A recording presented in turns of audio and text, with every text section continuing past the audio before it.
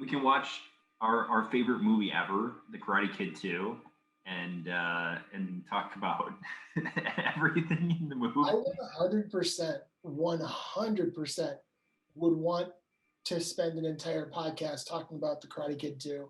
Oh I'm my. pretty sure it's the best piece of cinema that's ever been produced.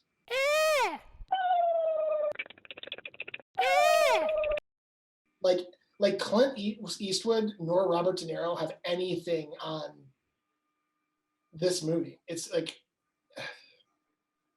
Yeah, I mean, there's so many memorable moments in the movie, like how the plot gets resolved.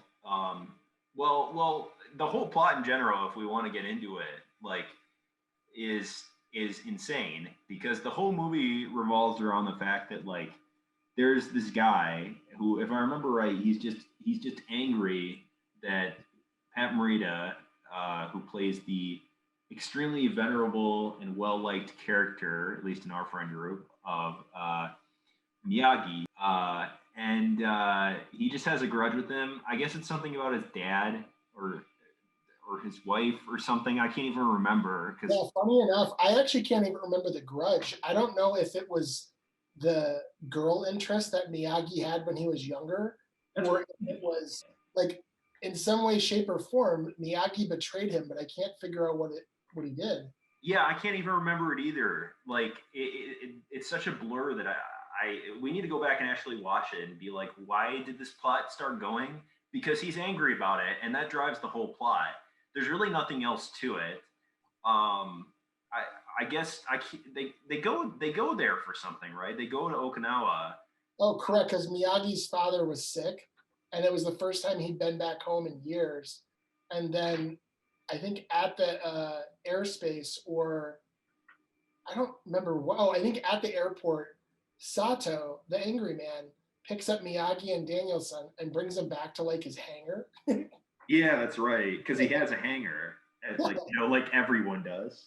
100%. Yeah, and that's the famous scene where he calls Miyagi a coward, and then but yeah, I think it has something to do with his dad, right? That his dad liked him. I can't remember if it was a karate based thing, like he liked him better as a student or something like that, or if it was a love interest or both. I think it had to be the love interest because I don't think it had anything to do with the father.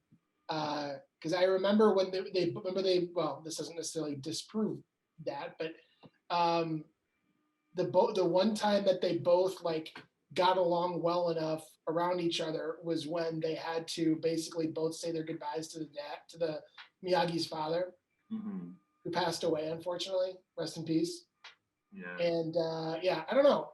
It's a tough one. I'll rewatch it this weekend, and I'll let you know. Yeah. Well, maybe we'll rewatch it together in the future, and we'll all remember exactly what happened. It's such a memorable movie because we can't even remember what caused the Yeah, main it's plot. actually kind of embarrassing because this But is one of my favorite yeah, movies. we talk about how it's our favorite movie, and we can't even remember it. But the You movie know, is not movie. great because of whatever pushed the main plot. It's because of well, I don't know what's the best element. Is it the villain in the movie? Is it how the villain's motivation pays I off? I think character development actually absolutely makes this film. What Because character development? in the beginning, Angry Sato had some of the best dialogue in this movie, and his the execution on like the name calling that he will say perpetrates towards Miyagi is just something of like I don't understand why he never won a Grammy. And then by the end, his personality, the way he dressed, everything changed about him because, as you know, Peacock, Miyagi saved Sato's life during a wicked storm, and it was one of the best. Like, it, I would go so far as to say it was one of the best romantic scenes I've ever seen. I think you guys are forgetting the true greatest movie of Oh all time. no, wait, Turkey. We can't change gears quite yet because No, no, no. we have to. We need to talk about the scene because this is perhaps the greatest resolution of a plot ever.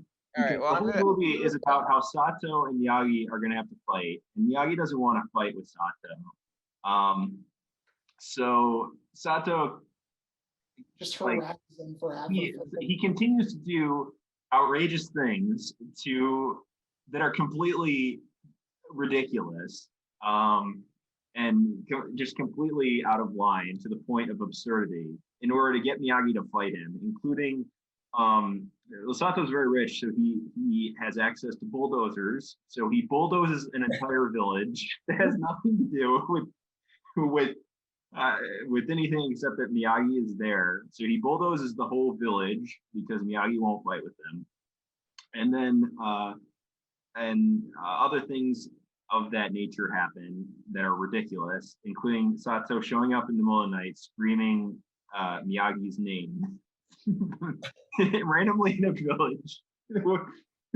for everyone to hear. This poor village just getting tormented by this guy.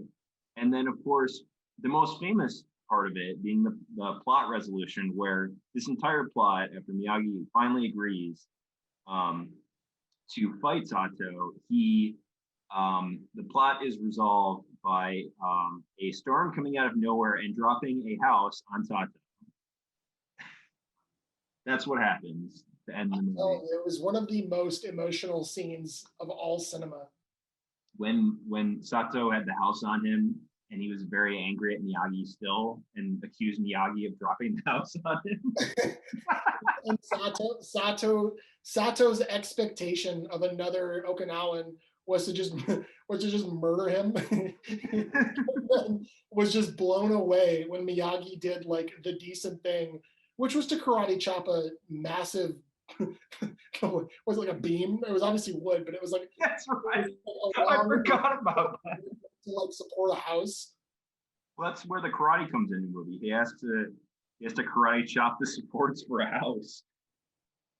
Yeah, it's amazing. Like it gives me the motivation. Like if my car ever gets stuck in the snow, all I got to do is karate chop it, and it gets out. It's ready to roll. I learned a lot of things from Karate Kid Part 2, and I hope you did too. Yeah, everyone should go out and watch it, and then maybe we'll do a commentary track on it, because there are so many moments, just too many moments to talk about. And we haven't even talked about the ending of the movie, which really comes out of nowhere, I guess. But we won't spoil it for everyone because it's a scene. I think it's the only scene where there's real karate that happens in the movie.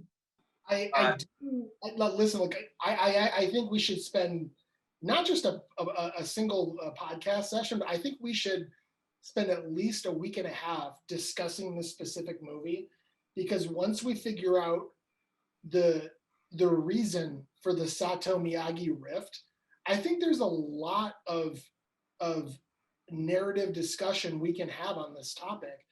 As I mentioned before, I think it is one of the most impactful cinematic moments in all of what Hollywood's produced.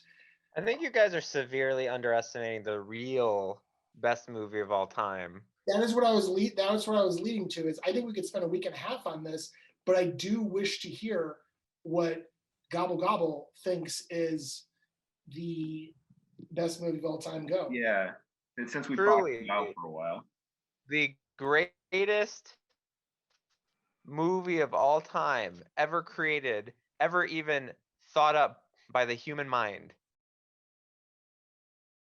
Thanks for taking a ride on Spaceship Piff. If you're interested in another trip, check out one of our other videos, and consider leaving a comment on our most recent podcast about how you paid it forward.